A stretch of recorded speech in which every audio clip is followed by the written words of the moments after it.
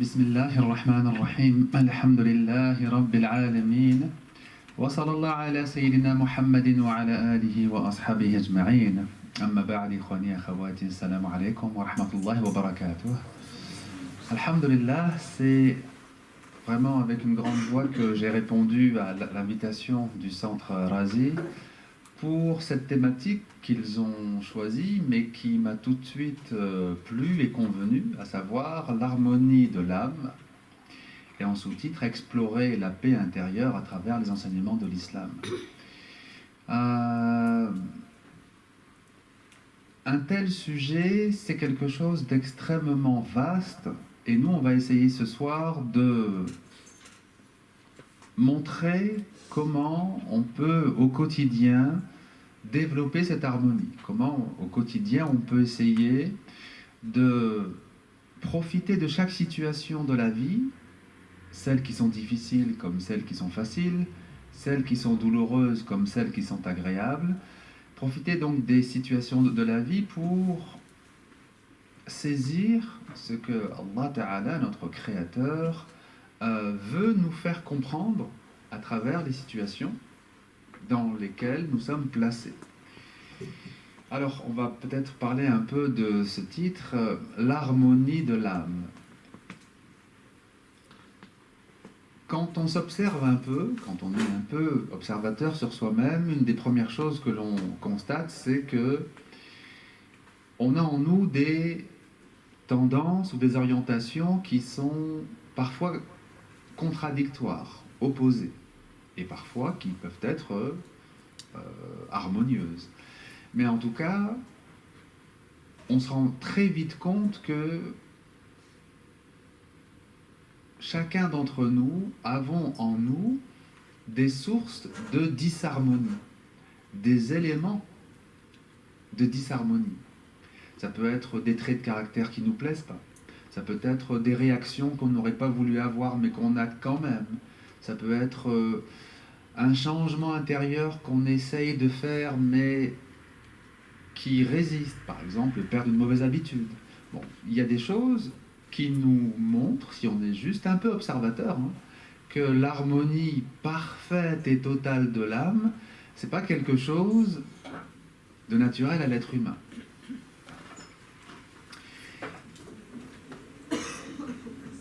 Et l'être humain, très précisément, il n'a pas été créé pour être parfaitement harmonieux.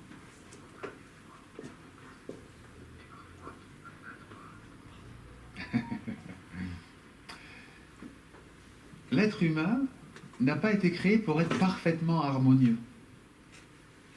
Et même, je dirais, il ne peut pas être parfaitement harmonieux. L'être qui a été créé pour être parfaitement harmonieux, c'est l'ange. L'ange, il est parfaitement harmonieux. Il n'a pas en lui des tendances contradictoires. Il n'a pas en lui la possibilité de désobéir à son créateur. Il n'a pas en lui la possibilité d'être induit en tentation et donc de sortir du droit chemin. Et l'animal non plus. L'animal a sa ligne de vie dictée par ses instincts et il suit cette ligne de vie. Et vous avez l'être humain qui a certains points communs avec les animaux, mais aussi certains points communs avec les anges, qui lui est tiraillé entre des tendances contradictoires. Et c'est ce que nous évoque le verset de la sourate Shams, la sourate le soleil, qui est la sourate 91.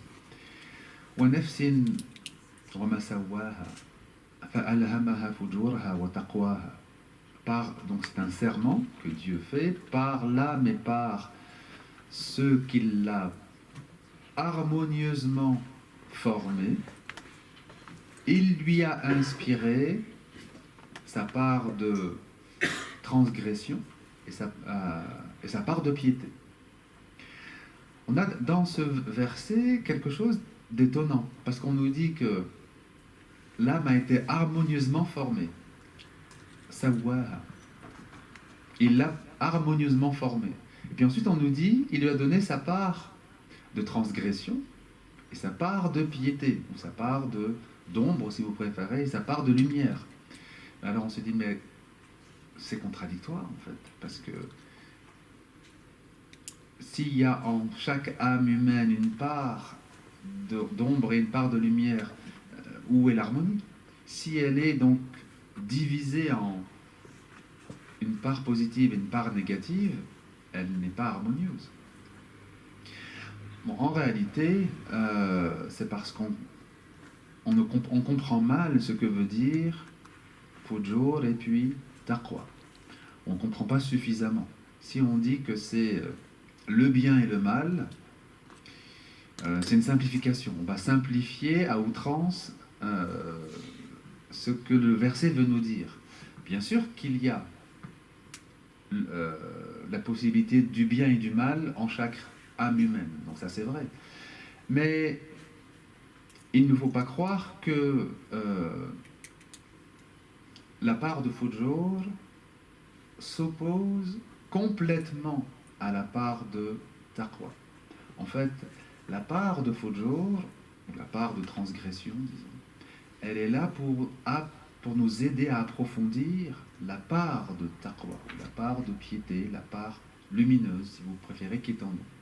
Et comment est-il possible que quelque chose de négatif, qui en soi incite au mal, puisse nous aider à approfondir le bien? Et précisément parce que le bien, pour qu'il soit réellement un bien, doit être choisi, doit être obtenu comme un effort, comme un sacrifice. Si le bien est facile, s'il est spontané, c'est pas un bien qui a la qualité d'un bien choisi, d'un bien qui a été obtenu après un effort qui coûte, après un sacrifice. Lorsque un animal agit, quelle que soit sa façon d'agir, ça ne lui coûte pas d'agir. Il agit parce que c'est son instinct qui le pousse, et c'est tout. Un peu comme la plante qui se tourne vers la lumière ou vers le soleil, c'est sa nature de se tourner vers le soleil. L'ange, c'est pareil, lorsque l'ange accomplit la volonté d'Allah, ça ne lui coûte pas.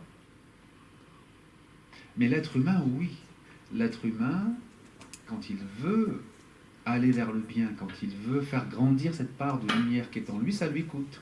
Ça lui coûte parce qu'il a précisément cette lourdeur, cette pesanteur qui le tire vers le bas. Et c'est une des raisons pour lesquelles on appelle l'être humain, ainsi que les djinns, al-thaqalayn. Vous avez peut-être déjà vu ce terme, ou la traduction, les êtres doués de pesanteur. Les êtres humains et les djinns sont appelés al-thaqalayn, les êtres doués de pesanteur, pas parce qu'on peut peser un homme bien sûr, mais on ne peut pas peser un djinn, mais parce que l'être humain comme le djinn, est attiré vers le bas. C'est-à-dire qu'il a une attirance vers le mal, il a une attirance vers la désobéissance, il a une attirance vers ce qui l'éloigne finalement de son Créateur. Alors la part de fujur, elle est là pour une bonne raison. Nos défauts sont là pour une bonne raison. Pour nous apprendre à développer le bien qui est en nous. Alors, évidemment que certaines personnes cèdent au mal. Elles cèdent à la transgression pour la transgression. Et à ce moment-là, elles perdent le bénéfice qu'elles auraient pu avoir si elles avaient appris à résister à la transgression. La résistance à la transgression, c'est ça qui permet à l'être humain de s'élever. C'est ça qui permet à l'être humain de devenir de plus en plus lumineux. Alors, vous voyez que ce premier verset qui nous dit que l'âme humaine a été parfaitement modelée, فَسَوَّاهَا وَنَفْسٍ وَمَا سَوَّاهَا فَأَلْهَمَهَا فُجُورَهَا وَتَقْوَاهَا, par l'âme et par ce qui l'a harmonieusement modelé. Vous voyez que la part négative, si l'on veut, ou la part de négativité, elle ne s'oppose pas. Maintenant, la grande difficulté, c'est d'apprendre. comment je fais pour que un défaut ne me détruise pas? Comment je fais pour qu'un défaut ne me nuise pas? Comment je fais pour que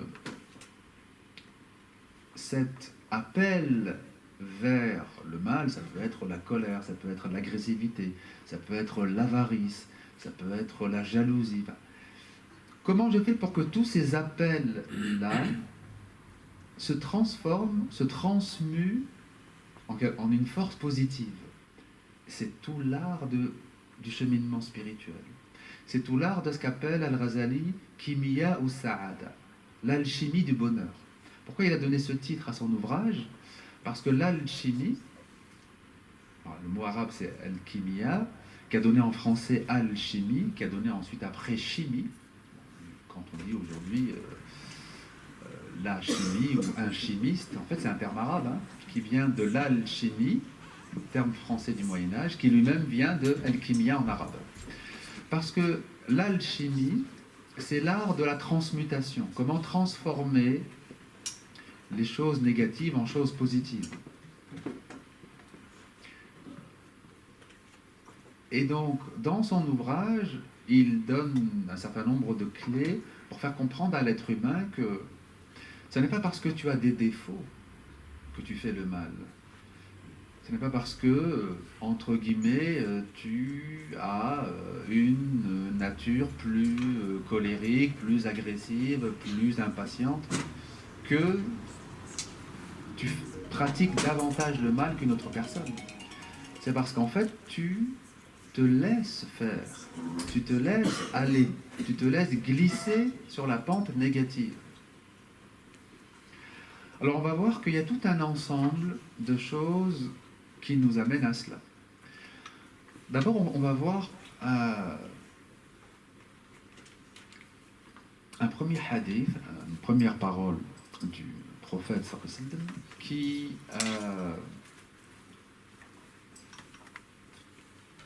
nous éduque sur la façon de vivre les événements. Comment je dois me positionner par rapport aux événements que je vis au quotidien.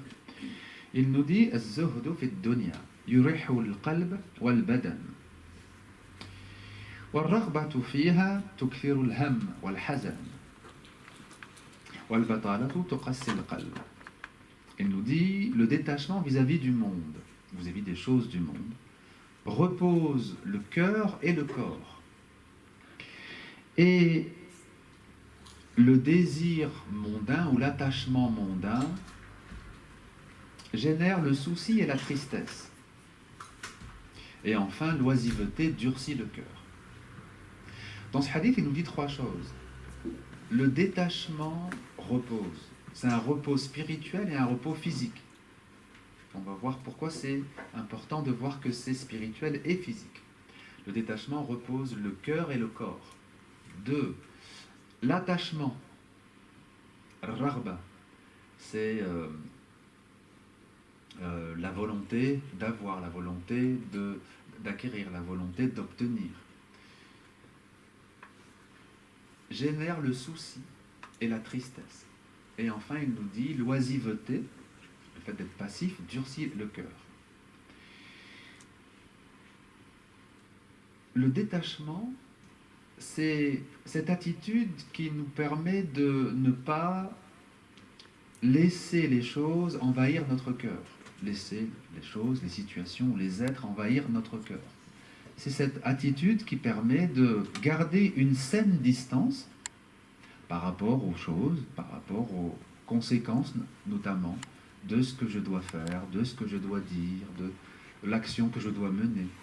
Et garder une saine distance, ça ne veut pas dire être quelqu'un de froid ou quelqu'un d'indifférent au sort des autres. Non, garder une saine distance, ça veut dire je sais que je ne suis pas... Je sais que les fruits ou les résultats ne sont pas entre mes mains.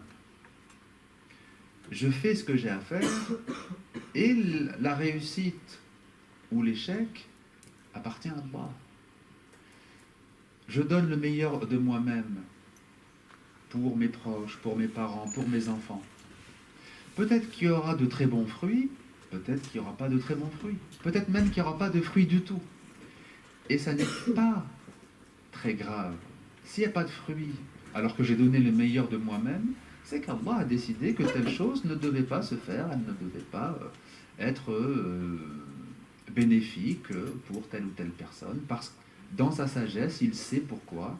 Peut-être que c'est pour éprouver ces personnes-là et que le bien n'est pas censé leur arriver tout de suite. Peut-être que le bien va leur arriver plus tard, dans 1 an, dans 5 ans, dans 10 ans. Tout ça, ça nous dépasse complètement et c'est pas la peine de se torturer l'esprit pour tout ça.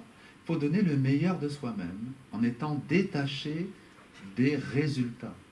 Az-Zuhd, c'est pas la démission, c'est pas le fait de, comment dire, d'abandonner ses responsabilités. Le détachement, ça n'a rien à voir avec de la démission. C'est au contraire le fait de se concentrer sur ce qui me regarde. Ce qui me regarde moi, c'est de donner le meilleur de moi-même. Après, les fruits, puisque c'est pas entre mes mains, ça dépend des autres. Ça dépend de leur sincérité, ça dépend de leur honnêteté, ça dépend de plein de choses. Ça dépend de leur confiance en Allah, ça dépend de plein de choses. Et ça les regarde. Alors bien sûr, il y a des situations où c'est plus facile et des situations où c'est plus difficile. C'est plus facile d'être détaché, par exemple, pour quelqu'un qui parle à un public qu'il ne connaît pas. C'est des gens qu'il ne connaît pas ou qu'il connaît un peu. Il leur donne ce qu'il pense être de bons conseils pour eux. S'ils les mettent en pratique, ben, il sera content. S'ils ne les mettent pas en pratique, ça ne touche pas beaucoup parce qu'il y a une distance naturelle, disons.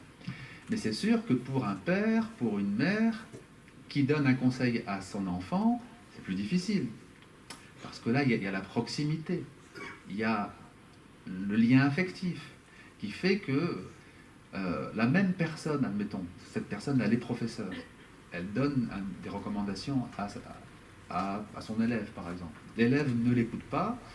C'est moins difficile pour cette personne que quand elle va donner un conseil à son enfant. Et pourtant, c'est la même réalité, non? C'est la même réalité. Quand cette personne donne un conseil à un de ses élèves, elle ne possède pas le destin de cet élève entre ses mains. Elle donne le meilleur conseil possible, et puis ensuite, cet élève aura son destin. Alors pourquoi ne pas l'appliquer à son enfant? Alors on est tous d'accord qu'il faut l'appliquer aussi à son enfant. Mais c'est certain que c'est plus difficile. Et c'est certain que ça demande plus de travail. Et ça demande plus, comment dire, d'entretien au quotidien. Il faut nourrir au quotidien cette certitude. Nourrir au quotidien la certitude que ce qui me regarde, moi, ce qui est vraiment mon rôle, c'est d'accompagner, de donner le meilleur de moi-même, là où je suis, dans mon travail, dans ma famille, avec mes voisins. Et les résultats, c'est entre ses mains. Alors, le détachement, on vient donc d'en parler. Comment le nourrir? Comment l'approfondir? Comment l'amplifier en nous? Par une autre attitude qui va avec et qui s'appelle tawakkul ala Allah, la confiance en Dieu. Parce que quand on est croyant, on sait effectivement que chaque créature aura son parcours de vie et que même si c'est notre enfant, cet enfant aura son parcours de vie, mais ça n'empêche que dans notre cœur, on continue à avoir peur qu'il lui arrive telle ou telle chose, que telle difficulté lui arrive. Et comment on peut lutter contre la peur? Par la confiance. Par la confiance. At-tawakkul ala Allah. Sauf que la confiance, elle n'est vraiment du tawakkul que lorsqu'elle est inconditionnelle. Sinon, c'est pas de la confiance en Allah. C'est simplement de la prévision positive. C'est pas la même chose, hein. Prévision positive et tawakkul. C'est quoi une prévision positive? C'est quand tu regardes un peu la situation Et puis tu vois que bon, il y a quand même pas mal de chances que la situation, elle s'améliore. Donc ça, c'est une prévision positive. Tu regardes un peu, je sais pas, tu veux lancer un projet, ça peut être un projet professionnel par exemple, et puis tu vois qu'effectivement, ce genre de projet, dans 90% des cas, ça marche bien. Et tu dis, j'ai placé ma confiance en Allah.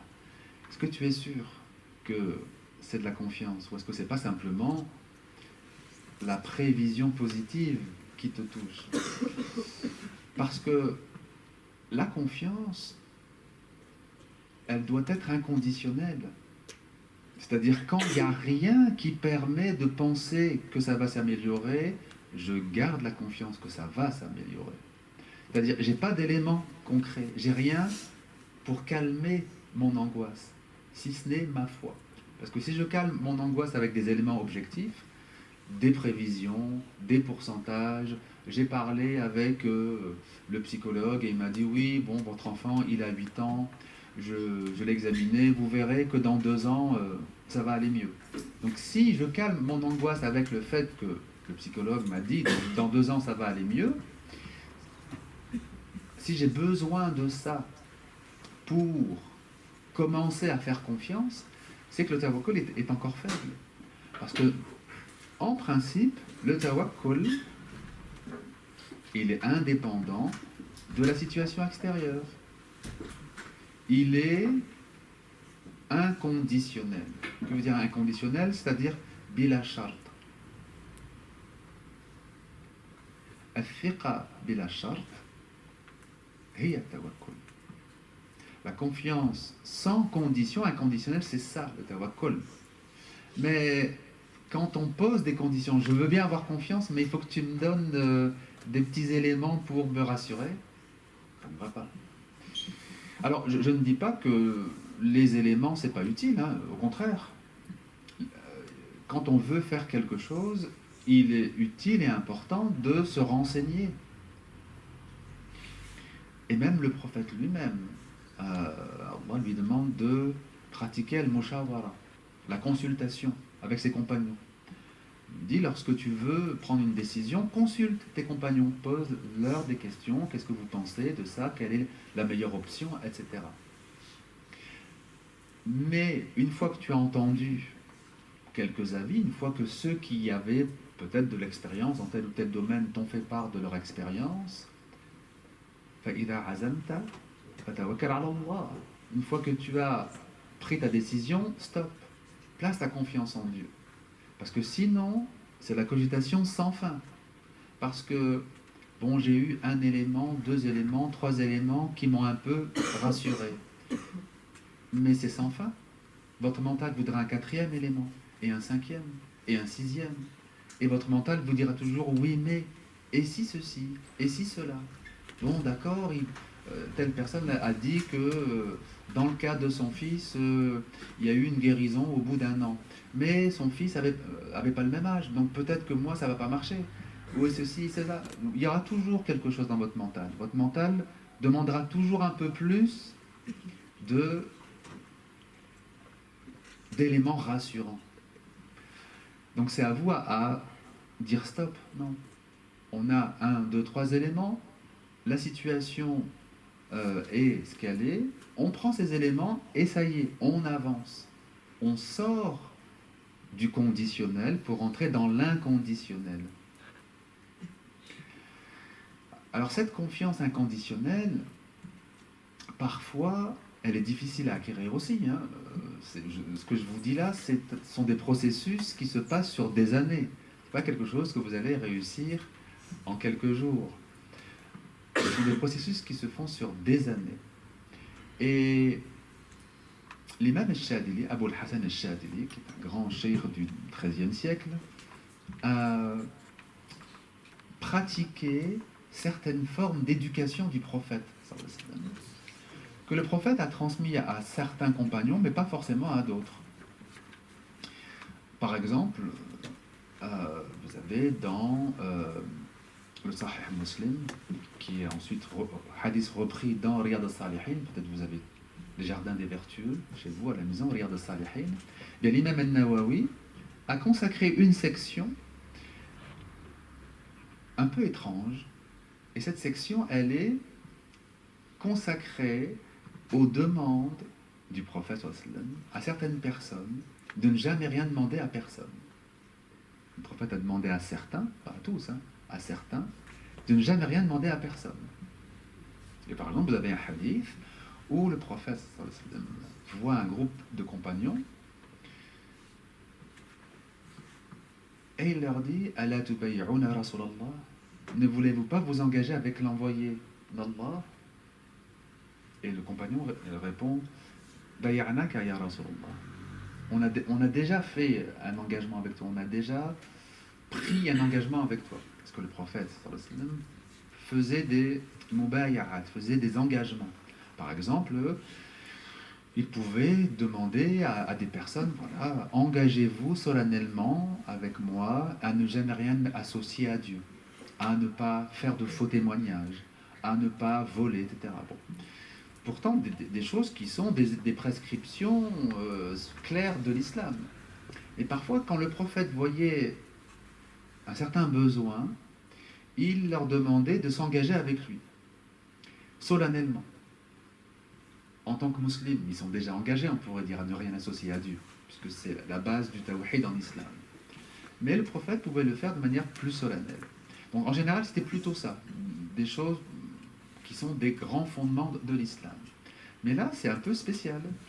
Donc il dit à ce groupe, ne voulez-vous pas vous engager avec l'envoyé d'Allah? Eux disent, nous l'avons déjà fait, donc probablement qu'ils se sont engagés à ne rien associer à Dieu, pas faire de faux témoignages, etc. Bon.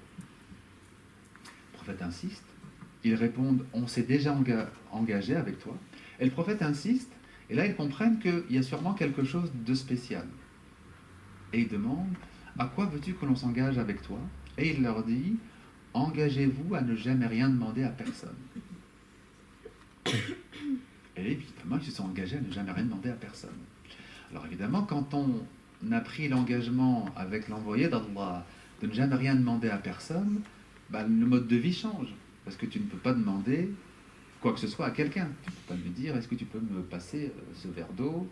Tu ne peux pas lui dire, voilà, j'ai un problème, est-ce que tu peux me prêter une somme d'argent jusqu'au mois prochain? Tu ne peux rien demander. Et le sahabi qui rapporte le hadith, il dit, on a respecté cet engagement à tel point que lorsque l'un d'entre nous était à dos de chameau, perdait sa ceinture ou son lacet, il ne demandait pas à quelqu'un qui était en bas de la lui donner. Il descendait de son chameau, il ramassait sa ceinture, il la remettait et remontait sur son chameau. Pour dire, même une toute petite chose, un tout petit service, non, on ne demandait pas. Alors c'est particulier, n'est-ce pas? Pourquoi? À quoi ça sert? Quel est le but pédagogique? Quel est le sens de cette pédagogie ici? Le sens de cette pédagogie, c'est que pour ces personnes-là, le prophète voulait les mettre en condition de réaliser la confiance en Allah. Que, habituellement, l'aide d'Allah vous vient de différentes façons, et c'est beaucoup par les autres. Allah va vous donner une aide à travers telle personne qui va vous rendre service, à travers telle personne qui va vous donner un bon conseil, à travers telle personne qui va... Bon. Donc habituellement, l'action divine est cachée par les asbab, n'est-ce pas? Elle est cachée par les instruments qu'il choisit. Sauf que là, comme eux ne peuvent rien demander à personne, et qu'ils voient qu'ils vivent tout aussi bien qu'avant, ils voient que l'aide leur parvient tout aussi bien qu'avant, ils voient même que des personnes leur proposent de l'aide spontanément, comme s'ils devinaient quel était leur besoin, c'est-à-dire qu'Allah suscite des gens qui vont venir les aider, sans qu'ils aient rien demandé. Donc ils voient avec leurs propres yeux qu'Allah Ta'ala, c'est lui qui fait tout, c'est lui qui fait toutes choses. Donc je reviens, Abul Hassan al-Shadili utilisait cette méthode pour éduquer aussi ses élèves et ses disciples. Et un de ses grands disciples, c'est même son successeur, Abul Abbas al-Mursi, disait donc, quand je suis allé voir ce cheikh et que je lui ai dit, je veux être votre disciple, il m'a dit, très bien, À ce moment-là, engage-toi à ne jamais rien demander à personne. Je dis, bon, très bien, je l'ai fait. Et pendant 1 an, je n'ai jamais rien demandé à personne. Et quand j'avais un besoin, j'avais des personnes qui venaient me proposer leur aide spontanément. Et puis ensuite, il dit, au bout d'1 an, il m'a dit, maintenant, tu ne demanderas jamais rien à personne, et tu n'accepteras jamais rien de personne. Même si la personne propose une aide spontanée. Voilà, j'ai accepté cela. Et je voyais que l'aide divine continuait à arriver quand même. C'est-à-dire qu'Allah Ta'ala n'est pas gêné que tel sabab existe ou qu'il n'existe pas. Et puis une fois que le disciple a vraiment réalisé cela, que c'est vraiment devenu du vécu, après il lui permet de retourner à la vie quotidienne. Tandis que les Sahaba, non, hein, eux ils sont jusqu'à leur mort, ce groupe, vivait comme ça. Et Omar ibn al-Khattab aussi avait adopté cette pédagogie pour lui-même aussi. Alors ça ne veut pas dire que c'est quelque chose qu'il faut faire, hein, ça ne veut pas dire que c'est quelque chose que tout musulman doit faire. Ça veut dire que ça nous fait réfléchir sur la notion de tawakkul.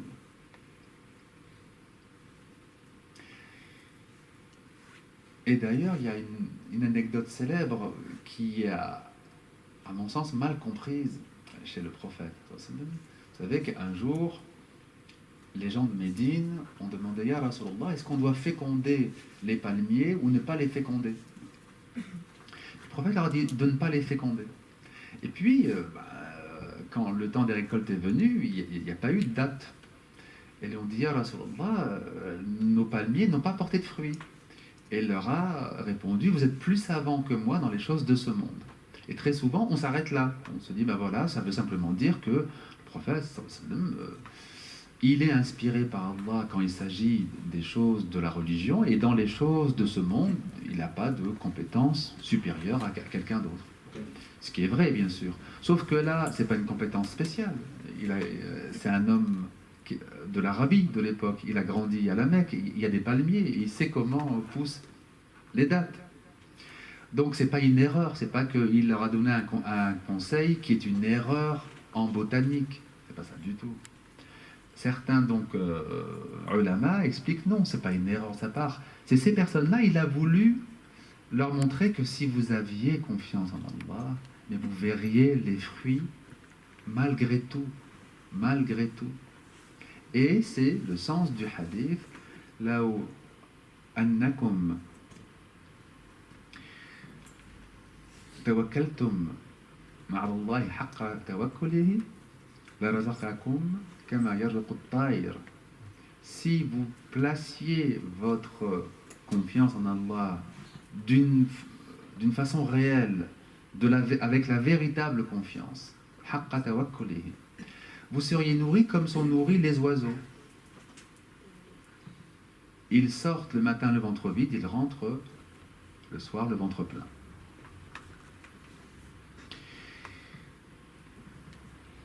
La confiance, donc, elle doit être inconditionnelle. Elle n'est pas liée à une situation. Elle n'est pas liée au fait que ça va, j'ai des choses sur lesquelles je peux m'appuyer, il y a des choses qui me rassurent. Non, elle est liée à la nature d'Allah. Puisqu'Allah est généreux, puisqu'il est Al-Karim, puisqu'il est Al-Latif, le bienveillant, puisqu'il est Al-Mu'ati, celui qui aime donner, puisqu'il est cela, tout ce qu'il donne est bon, à condition que on tourne les mains dans le bon sens. Si on tourne les mains vers le bas, ce qui vient du haut, malheureusement, on ne peut pas le récupérer, n'est-ce pas? Donc, Allah, dans tout ce qu'il fait, il exprime sa générosité, il exprime sa bonté, il exprime sa volonté de nous aider. Et c'est ça, le fondement de la confiance. C'est la nature divine, c'est ce que lui, il est. C'est pas le contexte dans lequel nous sommes, parce que le contexte, il est changeant. Quand est-ce que vous pouvez avoir un contexte vraiment positif? Il n'y a pas de contexte vraiment positif. Même quelqu'un qui est le mieux parti dans la vie, avec tous les éléments autour de lui qui qui lui facilite les choses, il a une très bonne santé, il a la richesse matérielle, il a le relationnel, même quelqu'un comme ça, il peut très bien tout perdre du jour au lendemain.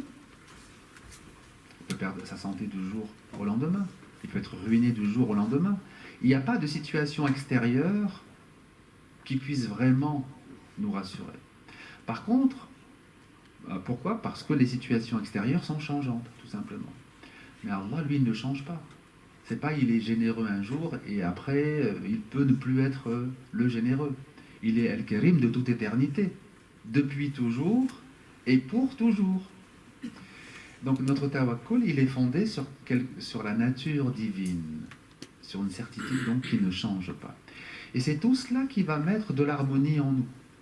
C'est tout cela qui va faire en sorte que si Allah est le généreux et qu'il m'a donné une âme impatiente, ou bien il m'a donné une âme jalouse, c'est qu'il veut le bien à travers cela. Il me veut le bien à travers cette jalousie. Mais comment? Pas si je la laisse s'exprimer, évidemment. Pas si je suis cette jalousie pour dire du mal des autres ou pour nuire aux autres. Si je transforme cette jalousie en énergie pour m'améliorer, en énergie pour obtenir des choses qui soient vraiment positives. Et donc bien sûr que ça demande une transformation. Mais vous voyez que la jalousie peut très bien devenir une source d'émulation. D'ailleurs, le prophète lui-même a dit que la jalousie est une mauvaise chose, sauf dans deux cas. Si c'est lié, par exemple, au fait que vous voyez qu'une personne est très à l'aise financièrement et qu'elle fait le bien, et vous aussi, vous aimeriez pouvoir en faire autant. Ça, c'est très bien. Ou bien quelqu'un qui a une sagesse et qui fait le bien avec sa sagesse. Alors, l'harmonie de l'âme, avoir une âme harmonieuse qui ne soit pas, comment dire, dans la contradiction interne en permanence, qui ne soit pas dans la guerre interne en permanence, ça demande pour nous un nouveau positionnement. Apprendre à se positionner par rapport à nos qualités et à nos défauts. Et à voir que nos qualités sont aussi, enfin, voir nos défauts, pardon, nos défauts sont aussi quelque chose qui peut nous aider à développer les qualités, parce que ça peut nous aider à nous pousser à nous dépasser, à nous pousser à nous améliorer. Alors il faut le détachement, ça c'est quelque chose qui va se travailler au quotidien.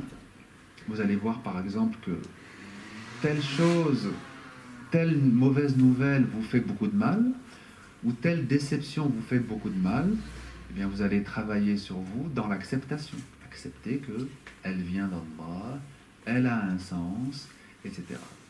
Ensuite, pour la confiance en Dieu, vous allez apprendre à séparer le fait de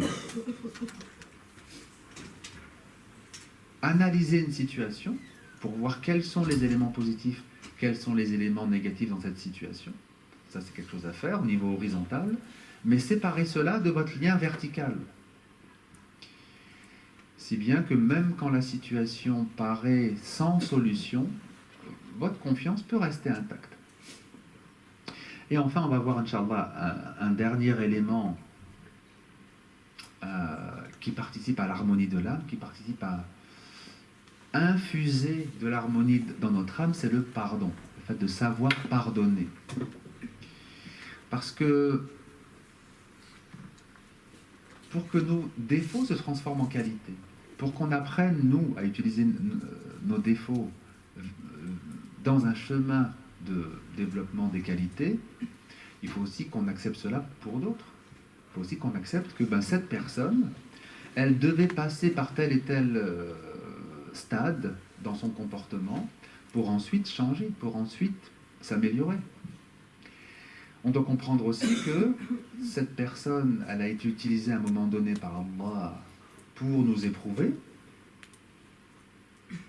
mais c'est le choix divin, c'est le choix d'Allah Ta'ala.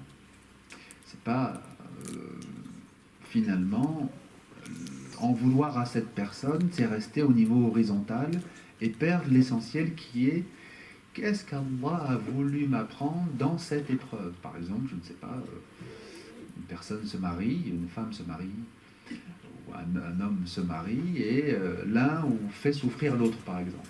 Et puis ça aboutit à un divorce. C'est une épreuve, c'est une souffrance pour l'un comme pour l'autre.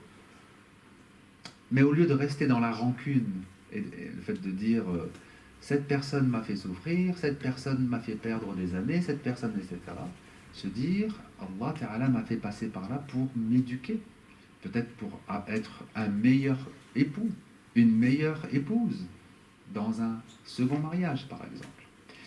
Mais c'est sûr que le pardon n'est pas quelque chose de simple parce que, encore une fois, on doit apprendre à harmoniser le vertical et l'horizontal. Parce que quand quelqu'un est injuste envers vous, vous devez défendre votre droit. Vous devez défendre votre droit. Vous ne devez pas laisser l'injustice se faire indéfiniment. Donc vous devez prendre les moyens qui existent pour arrêter l'injustice. Ça, c'est la relation horizontale avec les autres. Il le faut pour vous et puis il le faut pour les autres aussi. Parce que, je ne sais pas, vous avez un voisin par exemple qui fait des nuisances, qui fait du bruit, qui salit tout, etc. Si vous vous dites, bon, moi je vais apprendre à le supporter pour Allah, ça va m'apprendre la patience, etc. À ce moment-là, vous pensez à vous. Admettons que vous en êtes capable et vous vous dites, bon, de toute façon, je déménage dans 1 an ou dans 2 ans et ça va être pour moi l'occasion de m'éduquer. Mais le problème, c'est que vous oubliez que si vous dites rien à ce voisin bruyant et qui fait des nuisances, la prochaine personne qui va habiter à côté de chez lui va subir ça aussi. Et vous serez responsable en partie. C'est-à-dire que vous n'avez rien fait, au contraire, vous avez encouragé passivement. Donc le bon comportement du croyant, c'est, même s'il est capable de supporter la nuisance, de mettre fin à la nuisance. C'est ce qu'on appelle al-amr bil ma'ruf wa nahyu 'anil munkar. Bon, mais ça c'est horizontal. Cette attitude, elle est horizontale. Ensuite, il doit se poser la question, cette épreuve, qu'est-ce qu'elle est censée m'apprendre et en quoi elle est censée m'enrichir. Mais comme c'est un degré de foi, le prophète savait que parmi les sahaba, tout le monde n'allait pas le réaliser tout de suite et facilement. Et quand il voyait que certains, qu'ils soient des hommes ou des femmes, avaient du mal à réaliser cette attitude de pardon, il leur disait, n'êtes-vous pas capable d'être comme Abu Damdam? Alors, dans certaines versions du hadith, on parle de Abu Dayram, mais le plus souvent, c'est plutôt Abu Damdam. كان إذا أصبح قال اللهم إني قد تصدقت بعرضي على عبادك. Donc, il leur disait, n'êtes-vous pas capable d'être comme Abu Damdam qui disait chaque matin, lorsqu'il se levait, il s'adressait à Allah et lui disait, ô mon Dieu, je donne mon honneur en sadaqa pour tes créatures. C'est-à-dire, je leur pardonne. Je ne leur tiens pas rigueur. Je ne vais pas leur en vouloir. Je considère que le plus important, c'est mon lien avec toi. Le plus important, c'est le pardon que je donne aux créatures. Le pardon, c'est une émanation de la rahma, de la miséricorde, qui nous est demandé de réaliser. Vous savez que les savants disent qu'il y a un hadith qu'on doit transmettre en priorité quand on est un savant du hadith. Quand quelqu'un allait auprès d'un savant du hadith pour apprendre le hadith, on lui disait d'abord, le tout premier hadith que tu vas apprendre, c'est celui-ci. Ar-Rahimun yarhamuhum ar-Rahman. Yarhamu man fil ard, yarhamkum man fis sama. Et on l'appelait al-hadith al-musalsal bil-awwaliyya.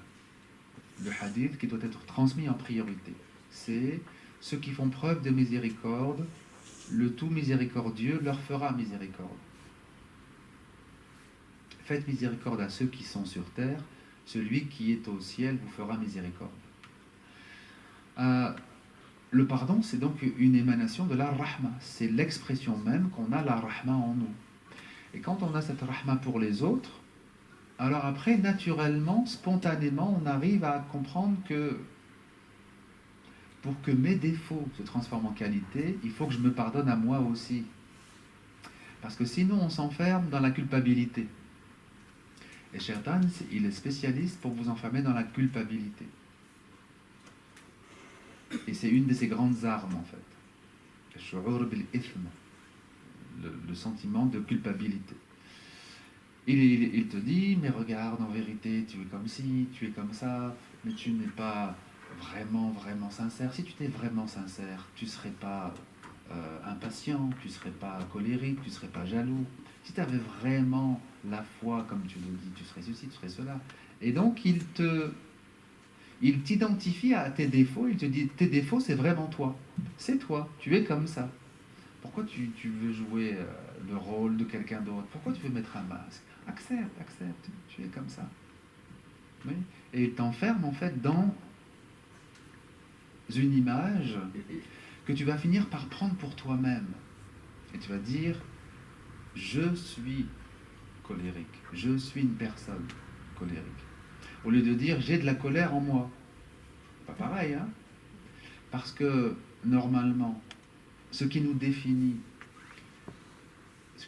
c'est notre fitra, n'est-ce pas? Ce qui nous définit profondément, c'est la nature originelle, qui est le bien, qui est le bon, qui est la lumière qu'Allah Ta'ala a placé dans l'être humain. Les défauts, ils existent en nous, mais ils sont superficiels. Et donc, la culpabilité, quand on a le sentiment de culpabilité, qu'est-ce qu'on dit en fait? On dit, je n'aurais pas dû faire ça, je n'aurais pas dû être comme ça, je n'aurais pas dû passer par là. Comme si c'était quelque chose qui n'aurait pas dû se faire. Mais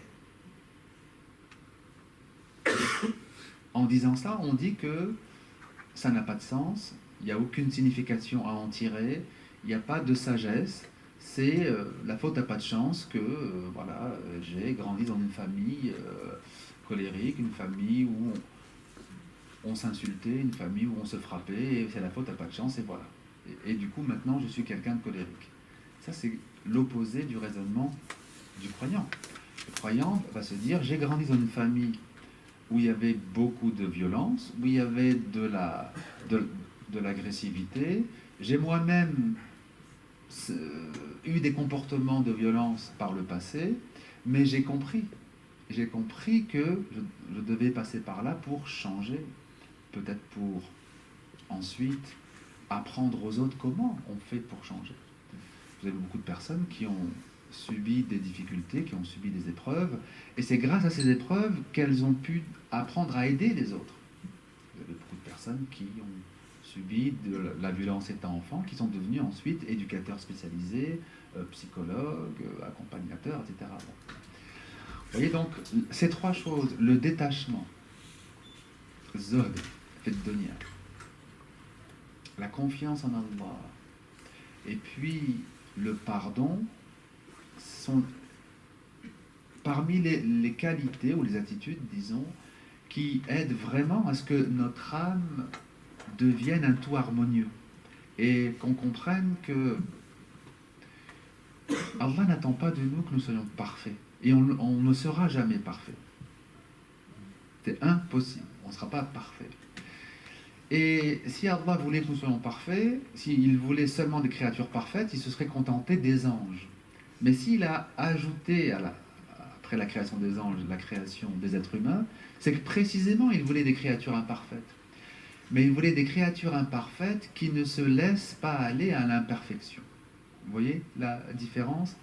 C'est pas de devenir parfait, on ne sera pas parfait, c'est de ne pas être satisfait de l'imperfection et du mal.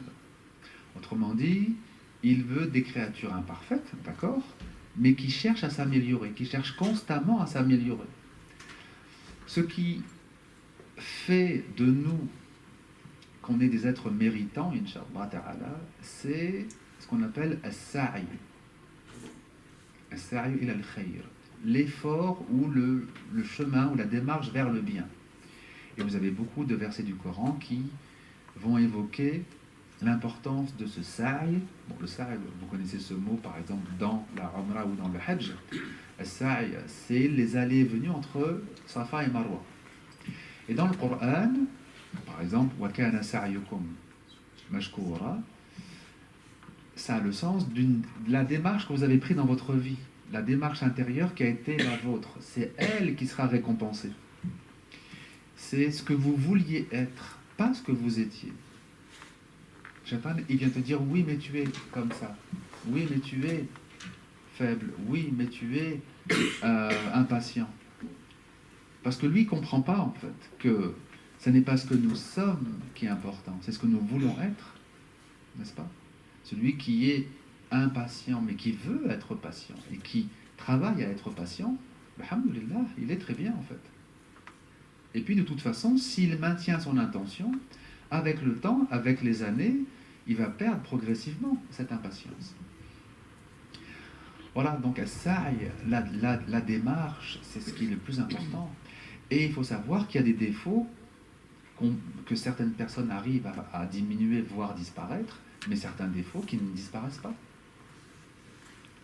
Certains défauts ne disparaissent pas. Et ils les gardent jusqu'à la fin de leur vie.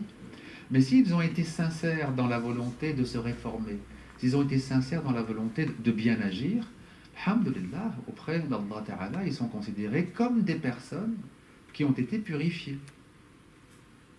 Autrement dit, c'est leur sa'i qui sera récompensé, Inch'Allah Ta'ala. Alhamdulillah, on a dit beaucoup de choses, mais probablement qu'on pourra revenir sur ces idées dans nos échanges, Inch'Allah.